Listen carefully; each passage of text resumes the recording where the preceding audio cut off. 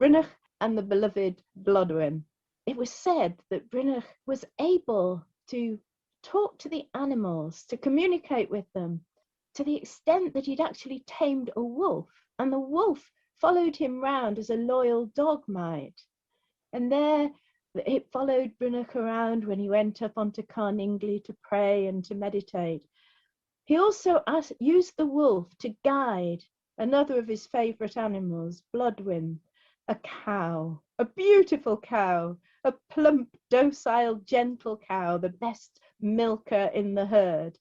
And it was said that in the morning, the wolf would guide Blodwen down to the buttercup meadow where she'd graze all day, peacefully by the stream splashing past. And then in the evening, the wolf would go and bring Blodwen back close in, safe.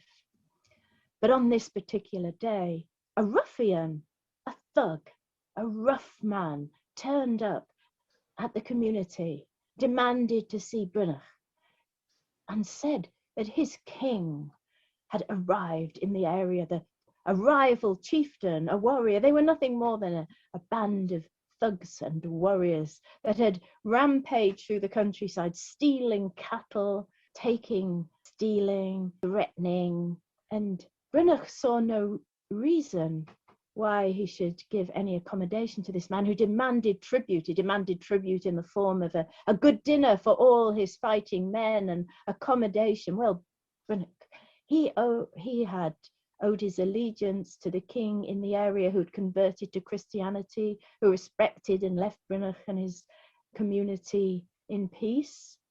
So he dug his heels in and refused. Well, the man, of course, was not best pleased, and as that type of man does, he had a good look round on his way out to see if there's anything he could steal. And he saw Blodwen the cow, a lovely cow, unguarded, grazing in the buttercup meadow. Quickly he takes a piece of rope around her, guides her away stealthily so that nobody sees, takes her back along the track into the woods where the rival king, the chieftain, and his band of fighting men were camped.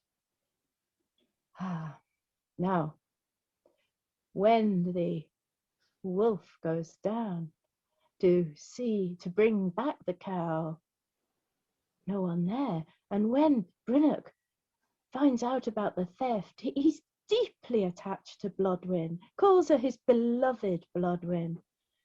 Well, what's to do? He was a man of peace. The men were, the monks were vegetarians, were gentlemen. They couldn't go and attack and fight. So he did what he always did. He just dropped down to his knees in prayer.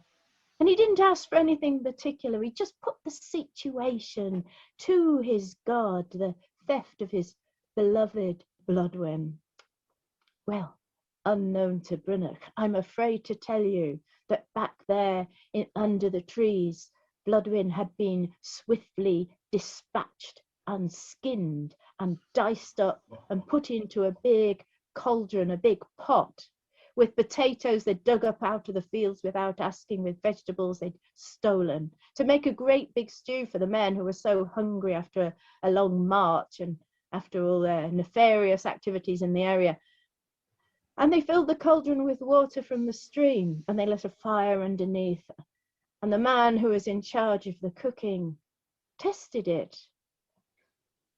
But it was an odd thing. The water was stone cold. The fire had been going, the flames had been licking up the side of the cauldron, but it wasn't even tepid.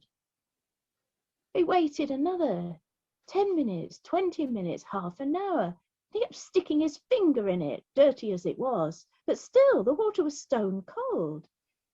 Well, he didn't know what to make of it. He drained off the water. He put in they went a little further to the river where the water was shallower and warmer to start with, but no. However long, it was another 20 minutes, half an hour, and the water remained stone cold. The men were swearing and cursing. They fanned the flames, they waited, and the water still remained stone cold. And it was at that point they began to realize that some strange power was at work. Water could not remain cold if heated. And so they went back to the meadow where Blodwen had been captured, and there was Brynach, still on his knees, praying.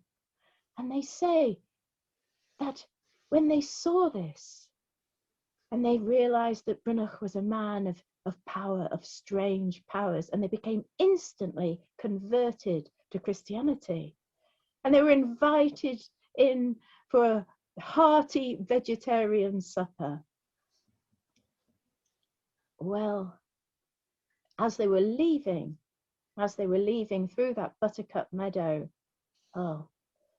they stopped in their tracks, because there was the beloved Blodwen, back in the buttercup meadow, just as if she'd never been skinned and diced up